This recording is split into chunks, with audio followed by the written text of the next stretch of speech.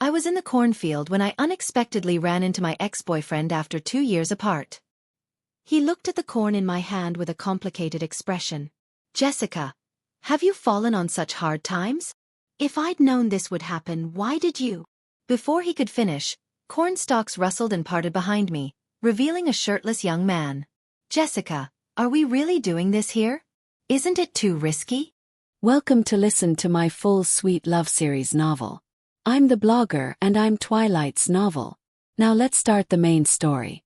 The July sun hung overhead. Its white light dazzled the eyes. Heat radiated from the cornfield, warming my heart as well.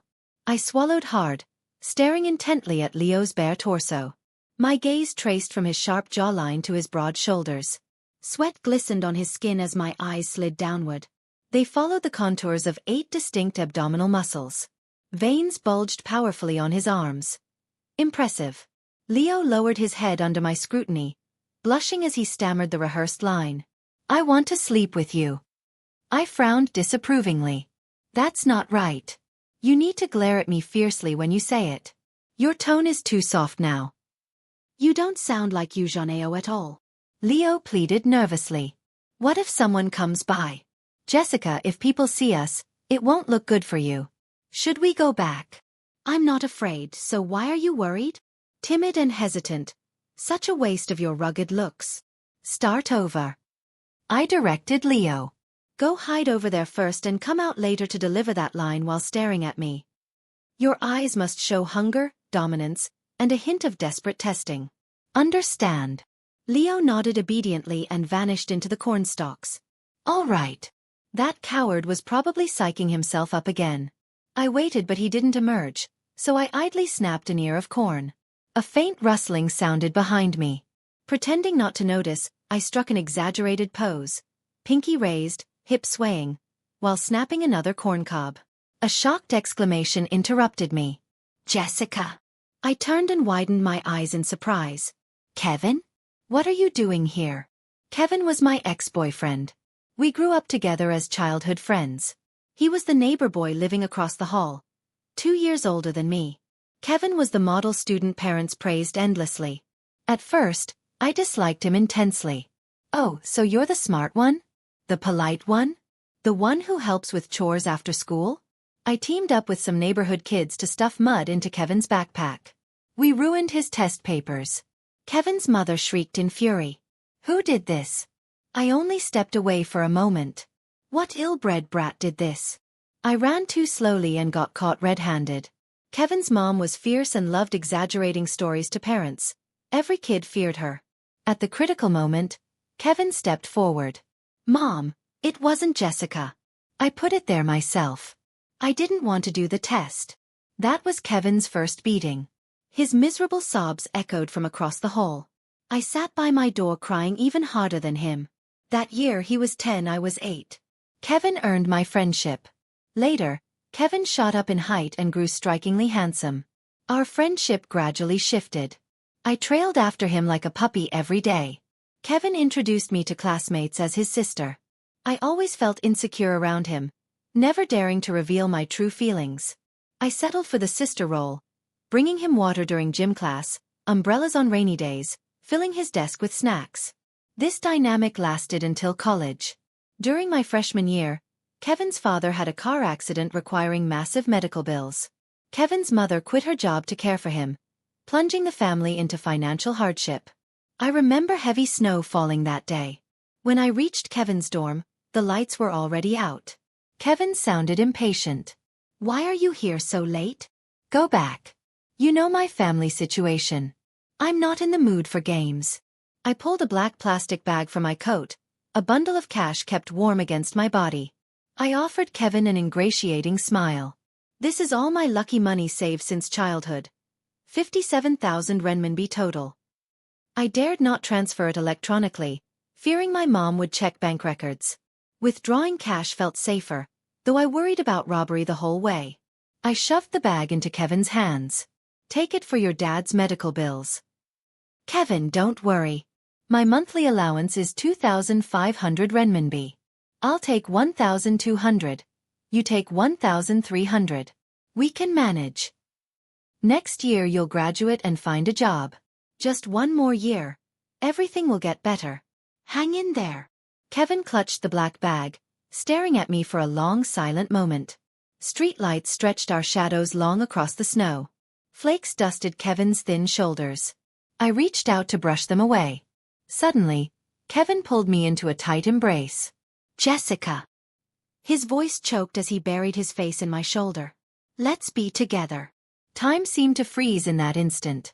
Amid the icy stillness, only Kevin's breath warmed my ear, and my pounding heartbeat echoed. Those 4 years with Kevin overflowed with happiness. Especially after he graduated and landed a good job. He vowed to repay everything he owed me. We explored every corner of the city together. Hidden eateries, street stalls, everywhere. He took me traveling during breaks, buying whatever I desired. My roommates praised him as the perfect boyfriend. Jessica. Kevin ordered bubble tea again. You're so lucky. There's enough for everyone. Come grab yours. Wendy pressed her lips together softly. Tea isn't cheap though. I'm not thirsty. You don't need to get me one. Wendy declined politely, but while pushing the bag away, she accidentally knocked all 4 drinks to the ground. The drink spilled everywhere. Ruined. My other roommates complained, blaming Wendy. Flustered, Wendy pulled out her phone. Sorry, Jessica. I'll transfer you the money. Don't worry about it. Just a small thing. I'll ask Kevin to reorder. Wendy paused, envy flashing in her eyes. 4 drinks cost over 60 RMB. Kevin is so generous. Wendy came from a single-parent home. Her strict mother controlled her allowance tightly, making her timid and insecure. I considered her a close friend, always sharing treats and fun with her. I never imagined she'd become a thorn between Kevin and me. That year we were seniors. Wendy excitedly told me she got hired at Haisheng Group. I was surprised. Isn't that Kevin's company? Wendy nodded, gripping my arm excitedly. He was my interviewer. Now he's my direct supervisor. Jessica, I'm thrilled. You know I'm socially anxious. People tend to bully me. With Kevin watching my back, I won't be scared anymore. I forced a stiff smile. Why didn't you tell me earlier? When I asked about your job search days ago, you said nothing. Wendy watched my face cautiously. Sorry. Haisheng is hard to get into. I feared rejection would make you mock me. Jessica, please don't be mad, okay? I smiled dismissively. Of course not. It's good you'll work under Kevin. I'll ask him to take care of you. Initially, Kevin often complained to me. Wendy was timid and mediocre. She kept making mistakes he had to fix. Regretting hiring her for your sake. I created extra work for myself. I massaged his shoulders playfully. That's why you're everyone's brother Kevin. Endure it. Wendy struggles a lot. Her whole family depends on her. Later, Kevin mentioned Wendy more frequently while seeing me less often. Wendy hasn't finished a proposal. I can't make it to the movie. Wendy has a presentation this week. That girl's so nervous she visits my office 10 times a day. I must help her organize it. I won't visit this weekend. Ha! But Saturday is my birthday. Before I finished, the line went dead with a harsh dial tone. I stared at the dark screen, a flicker of panic in my chest. After 4 years together, this was the first birthday he missed. Worse, he forgot it entirely afterward. Kevin and I had our first explosive fight. Wendy. Wendy. Wendy. If you love her so much, just date her. Kevin remained coldly detached. I'm only looking out for her because of you. How long will you keep this up? Tears streamed down my face as I hurled a pillow at him. I don't want you doing it for me. Stop spending time with her. If you must choose between us, always choose me. Kevin snapped harshly. That's work. Jessica, you know what my job means. I'm the only earner in my family. Wendy too. We don't have parents supporting us like you. If you want to play spoiled princess games, don't drag me in. Kevin slammed the door violently on his way out. I collapsed into the messy room, sobbing uncontrollably. After days of crying, I began to feel I was wrong. Kevin carried immense pressure. Half his earnings went to his parents. The rest he spent entirely on me. He skimped on himself, wearing budget shopping app clothes except for work attire. Just a birthday. Maybe skipping it was fine. I calmed down, bought a cake and flowers, and went to Kevin's place for a surprise. He rented near his office, still across the city from me. Stepping off the elevator, I saw him smoking by the stairs with a slender girl leaning close. It was Wendy. Wendy watched him with concern. Still fighting. Is it because of me? Should I talk to Jessica? Kevin shook his head, exhaling smoke. No. She's spoiled rotten. Wendy stuck out her tongue teasingly. She is a bit willful. Kevin. She hesitated before asking lightly, how did you ever fall for her? I don't mean she's bad. Jessica's nice. But looks, talent. I think you deserve better. Kevin fell silent, stubbing out his cigarette with a bitter smile. Maybe to repay a debt. I was truly desperate back then. Kevin recounted our past to Wendy. I knew her feelings, but she wasn't my type, until that night. I felt I owed her a commitment. Wendy's eyes filled with sympathetic pain. You sold yourself over 50,000 RMB? Kevin, life is long. Kevin scoffed, bleakness in his expression. My life is what it is. I couldn't bear to listen further. Am I that miserable to be with? I rushed over, smashing the cake into Kevin's face and whipping Wendy with the flowers. You're my best friend. How could you? If I'm not good enough for Kevin, are you? Wendy shrieked, hiding in Kevin's arms. That's not what I meant. Jessica, it's not what you think. Kevin shielded Wendy while shoving me back. Jessica, enough. He pushed hard, making me stagger backward. My arm slammed into a sharp corner of a fire cabinet. A long gash opened, blood streaming. I wailed in pain and betrayal. You hit me? Kevin panicked, seeing the blood. You're hurt. Does it hurt? I didn't mean it. Hospital now. Get away. Don't touch me with your filthy hands. We're done. I turned and ran, crying as blood dripped, a gruesome sight. Kevin chased me briefly, but Wendy suddenly fainted. He carried her back inside, abandoning his pursuit. I waited downstairs far too long. A foolish hope lingered, for an explanation. Blood soaked my sleeve. My body chilled. As dusk swallowed the sunset, darkness enveloped the world. I knew it was truly over. Next day, Kevin flooded my phone with calls. I rejected every one. After blocking him, he came to my home, explaining that he began our relationship out of obligation. But over time, he genuinely fell for me. I never meant those words for Wendy. Maybe I was trying to seem tragically noble. I don't know why I said it. I know why, I rasped, eyes swollen like walnuts. You like Wendy and wanted to distance yourself from me in front of her. A classic male tactic. Bad-mouthing their girlfriend to other women. She's not that great. I don't love her much. His intentions were crystal clear. I locked my door, refusing further explanations. Kevin kept calling from new numbers, texting endless apologies, waiting outside my home. I quit my job and moved cities. Finally free from him. Nearly 2 years had passed since then. Kevin scanned me, his gaze lingering on my handful of corn, brow furrowed. You're stealing corn? This was my father's hometown, Shaha village. Kevin had an aunt married here. Summer vacations meant joyful childhood days. Fishing, catching crayfish, gathering snails by the clear creek. Recently, graduates returned to cultivate organic corn by the creek, building a thriving business. I brought Leo for a farm visit, buying corn and enjoying rural cuisine. These premium corn cobs were sold individually behind metal fencing, guarded by staff. My uncle was on duty. He'd left for a nap, asking me to watch temporarily.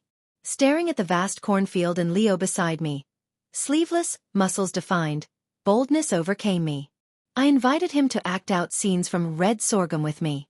Never expected to encounter Kevin here. Kevin studied me, sighing deeply.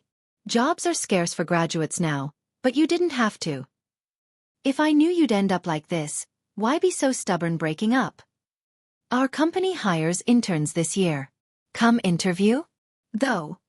You'd report to Wendy. Kevin spoke with condescending concern. Jessica, swallow your pride. A good job matters most now. You graduated from a reputable university. Stealing corn is beneath you. As he spoke, cornstalks parted behind me.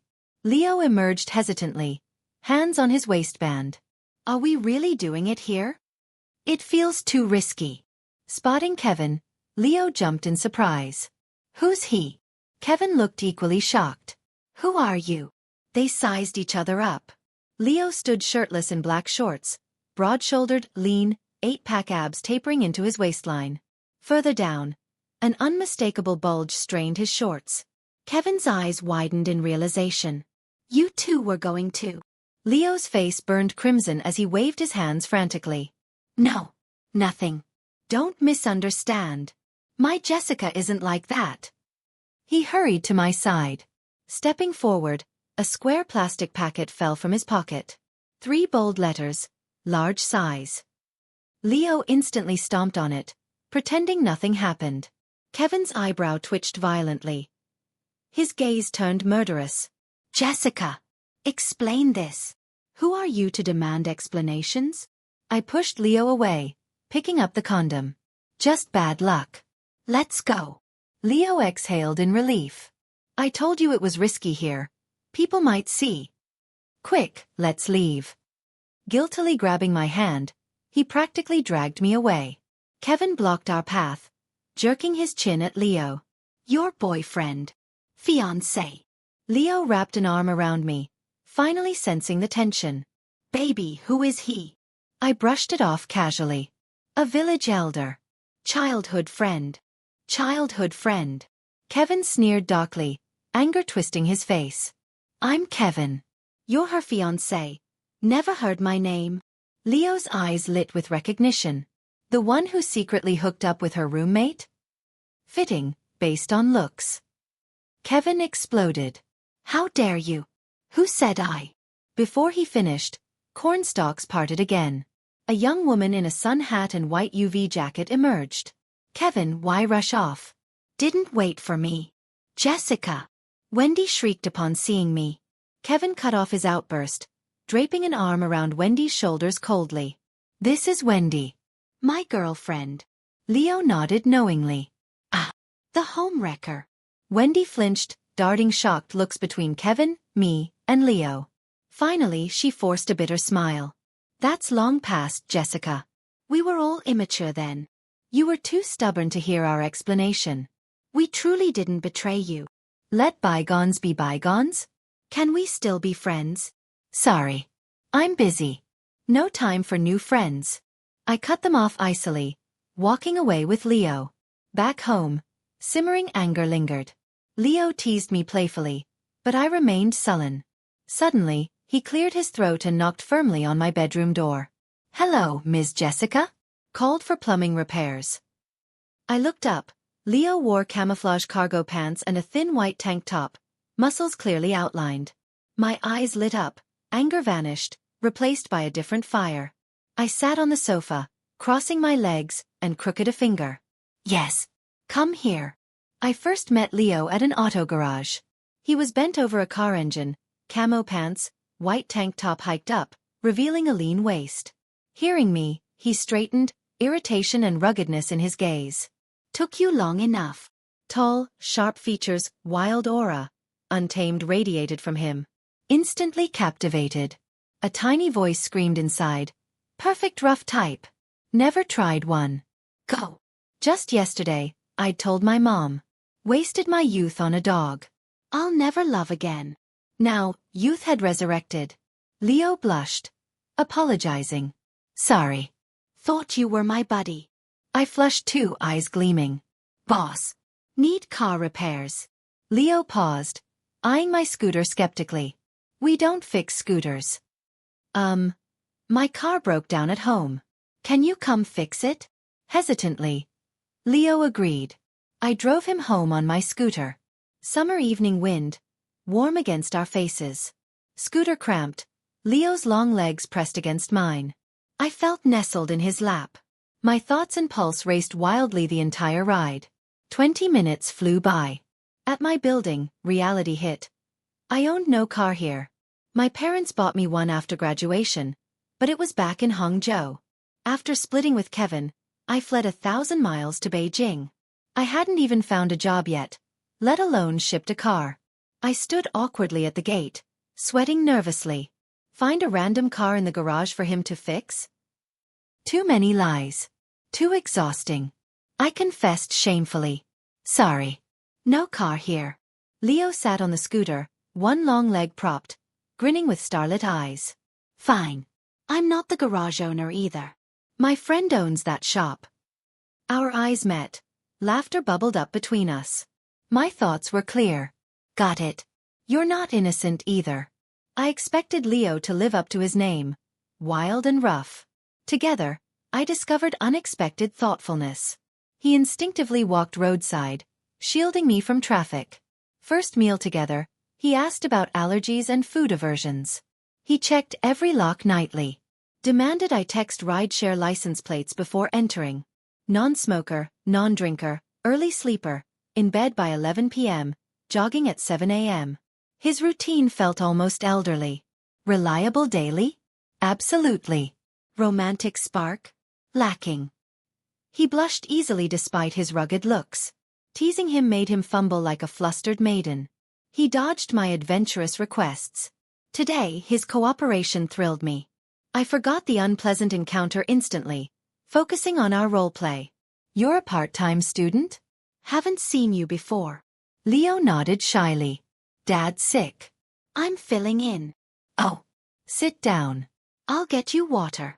I bent over the table, reaching for a glass. Posture deliberately exaggerated. A scorching hand slid around my waist from behind. My rule. Payment up front before service. Leo's chest pressed against my back, trapping me against the table edge. Miss Jessica, where's your money hidden? His warm breath tickled my sensitive ear and neck. Goosebumps rose. My legs weakened. Hands trembled setting the glass down. Leo's voice roughened further. Not telling? Then I'll search myself. His palm slid from my waist to my front, fingers slipping beneath fabric edges. I pretended to struggle breathlessly. Stop. Let go. Leo pinned me down. We tumbled wildly across the table. Lost in passion, time ceased to exist. Eventually overwhelmed, I begged tearfully for mercy. Leo chuckled darkly. Thought I wasn't rough enough? I shoved him weakly. Too rough. Get off. Near the village lay a deep mountain with waterfalls, once ignored, now a hiking spot. Leo adored such adventures. Next morning, we set off early. Resting trailside, two figures caught up unexpectedly. I lowered my sandwich, shielding my eyes with a hand. Them again? Unlucky. Leo nudged my leg with his knee as we sat on a boulder. If they ruin your mood, I'll comfort you tonight? I clenched my fist dramatically. Comfort like yesterday? Watching Leo's ears flush pink, my mood lifted instantly. You've evolved. Kevin's voice interrupted coldly as he leaned on trekking poles. Sharing jokes. Wendy trudged behind him, forcing a smile despite clear displeasure. What a coincidence. I ignored them, but Kevin persistently tailed us. Your stamina improved. College trip to Huangshan. You insisted on cable cars, then whined for piggybacks after 5 steps. Kevin smiled faintly, lost in nostalgia. Wendy snorted derisively. Living rurally does that. Daily farm labor, right? Kevin's smile faded, sighing heavily as he turned to me. Jessica, come back with us. You're not young. Consider your future seriously. The trail lacked steps, only dirt paths tangled with dense plants. Leo scouted ahead alone with his pole. Kevin lowered his voice confidentially. He isn't right for you. You grew up pampered. How can you endure? None of your business. I hurried forward, grabbing Leo's hand pleadingly. Exhausted. Can't walk. Leo crouched instantly. Hop on. I leaped onto his back, wrapping my arms tightly around his neck. Kevin halted beneath a tree's shadow, face darkening. Wendy lagged behind, calling plaintively. Kevin, wait for me. My legs hurt too, help me. Kevin snapped impatiently. Tired? Turn back then. 2 hours later, we reached our destination. An emerald pool spread before us, A roaring waterfall shattered jade below. Mist carried mountain chill, instantly cutting summer's heaviness. I stepped closer, exclaiming, "The water's so clear. Must be freezing." Bending down, I scooped water with my hands. Leo warned beside me, "Careful. Rocks are slippery with moss." Before the words faded, Wendy shrieked, sliding downhill, crashing into my back, catapulting me into the water. I couldn't swim. Worse, panicking underwater, my head slammed against a rock. Darkness swallowed me. Waking in a hospital bed, someone slept with their head resting on my arm, hair tickling my skin. I nudged him weakly. "Leo, I'm thirsty." The man lifted his head. I recoiled in shock. "Kevin? Why you?" Kevin looked haggard, stubbled chin, bloodshot eyes. He stared blankly, then gripped my hand fiercely. "Jessica, you're awake. Thank God." He leaned in, crushing me in a desperate hug. "I thought I lost you." I struggled weakly. "Release me." But my body felt leaden, voice faint. Kevin tightened his arms around my waist. "You have no idea how I suffered these days." Summoning strength, I broke free and slapped Kevin hard. A sharp crack echoed. Kevin froze. His lips trembled, eyes filled with regret. "Wendy and I aren't together. We've only ever been friends." Taking a deep breath, Kevin met my gaze intensely. "Jessica, I've waited for you all this time." Thunder seemed to crash inside my skull. Stunned, I stared at my stinging palm. "Did that slap please you?" "Crazy. I have a boyfriend." Kevin's expression remained grave. "I know." Baffled, I snapped. "Some cuckold fantasy?" Kevin smiled bitterly. "My feelings for you never faded. That day was a misunderstanding. I was furious you degraded yourself with that man, so I called Wendy my girlfriend. Hiking up, I watched for your jealousy, hoping you still cared. But I was the one consumed by envy. Seeing you fall, nothing clarified my heart more. I love you. Always have." Finished with his confession, he moved to embrace me again. I snatched a banana from the nightstand. "Come closer, I'll stab you." "Where's Leo?" Ignoring my question, Kevin pressed earnestly. "You refused explanations before. Wendy and I never crossed lines. To me, she was merely your shadow. Different only because of you." Insane. Kevin seemed delirious. Wendy, my shadow? How dare he? How many times had he abandoned me for her? Once, Kevin drove me to a remote countryside inn. Arriving, Wendy called sobbing. "Massive work error." Kevin scolded irritably. "Idiot. One day away and disaster strikes. Useless without me." He U-turned immediately. The inn was 2 hours out. Starving, I'd skipped breakfast. My stomach knotted painfully. Yet Kevin insisted on returning. I exploded. "I won't leave. Do you want me to starve to death here?" "Go alone if you must." Unexpectedly, Kevin actually slammed the car door shut. "Eat and rest here first. Call a cab back after your meal. I must handle Wendy's situation personally." He U-turned the car. Gunning the accelerator, he sped off into the distance. My phone was still in his car. I didn't even have money for food.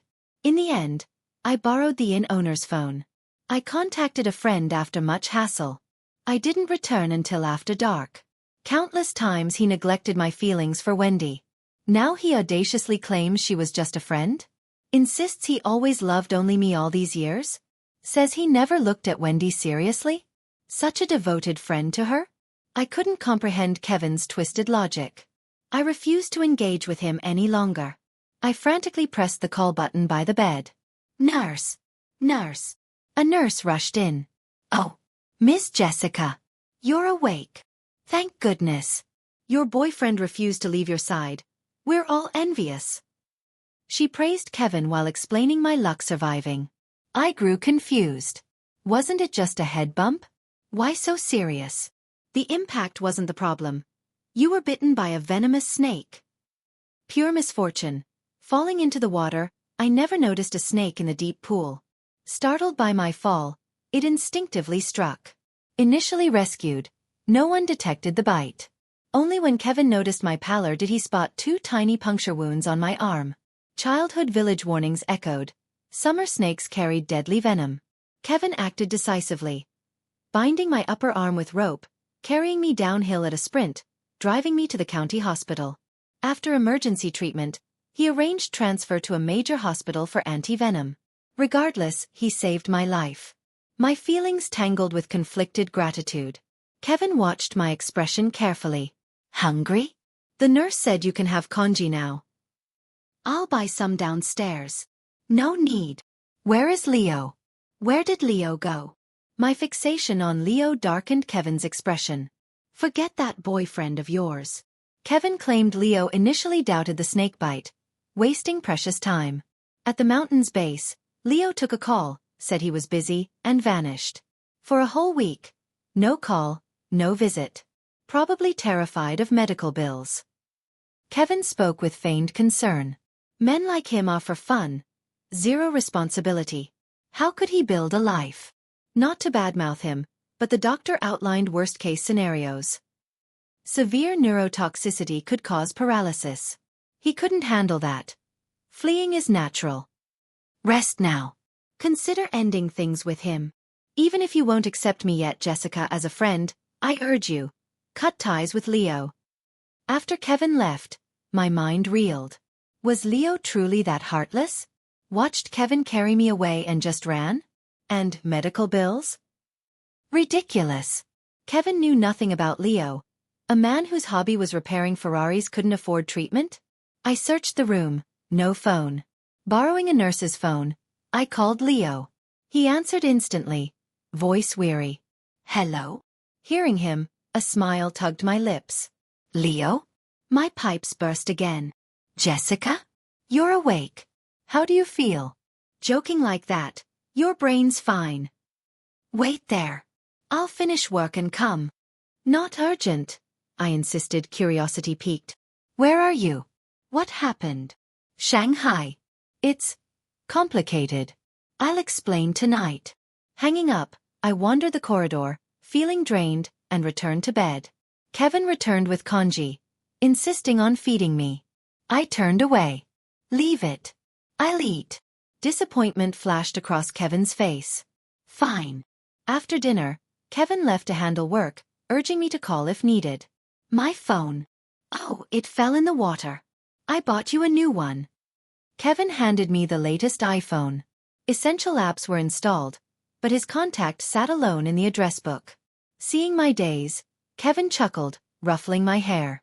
We'll sync your contacts later. Don't worry. Kevin departed. Leo arrived that evening, wearing a rare black suit, travel-worn. Still dirty, he murmured as I leaped toward him. I don't care.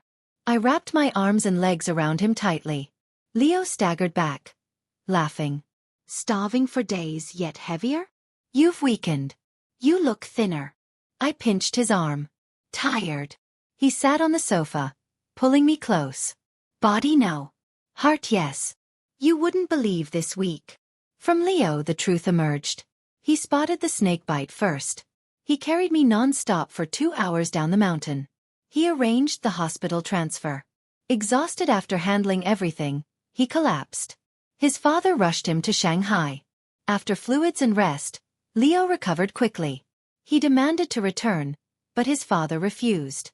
I'm getting old. It's time you manage the company. Leo's mother died when he was 15. Within a year, his father remarried his secretary. Bitter resentment fractured their relationship. After college, Leo drifted in Beijing, frequenting a friend's garage. His father's pleas fell on deaf ears, until now. A deal was struck. I acquired a small company in Hangzhou. Run it. Profits are yours. Your stepmother won't object. Leo scowled. I don't want your money. No? What about Jessica? How will you provide? Support a family? Educate your kids? Repairing cars pays pennies. Leo relented. He stayed in Shanghai handling paperwork. Rubbing his temples, Leo groaned. Endless cash offers lately. Dad forced a company on me, deposited several billion yuan. Then someone else offered 500,000 to leave you. Leo eyed me meaningfully. Lucky streak. I sat upright. 500,000? Could it be Kevin? Leo nodded. Who else? I burst out laughing. What a cliché. Kevin's audacity made sense. He saw Leo as a peasant, thinking the sum immense. Buying Leo's silence cemented his lies. I marveled. Kevin climbed the corporate ladder fast. Leo's grip tightened on my waist. Don't praise your ex. I kissed his cheek. You're the best. How much did your dad transfer? Let me see. Grabbing Leo's phone, I opened his banking app, eyes wide. Units, tens, hundreds. Husband. Leo's arms tightened. Distracted. Say it again. Not here. I swatted his hand away. We squeezed onto the sofa, sleeping tangled. Discharged the next morning, I listed Kevin's iPhone for sale online. Part of me wanted to confront him, but life got busy. Decorating Leo's new penthouse, attending his board meetings. Entering the corporate tower, I double-checked the logo. Haisheng Group. Your dad's small company is this? Leo shrugged casually.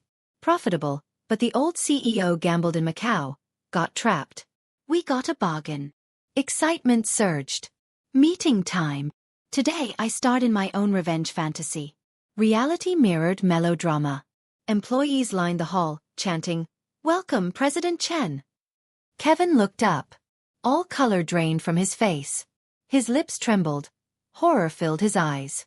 Wendy screamed, then laughed hysterically, tears streaming. Poor Kevin, is this your penniless laborer? You told me to be gracious. That Europe assignment was mine if I blessed you. I bless you. Ha ha ha. Her manic laughter echoed. Staff exchanged bewildered glances. Leo frowned. Who hired these people? HR. He pointed at Kevin. I want them gone. Today.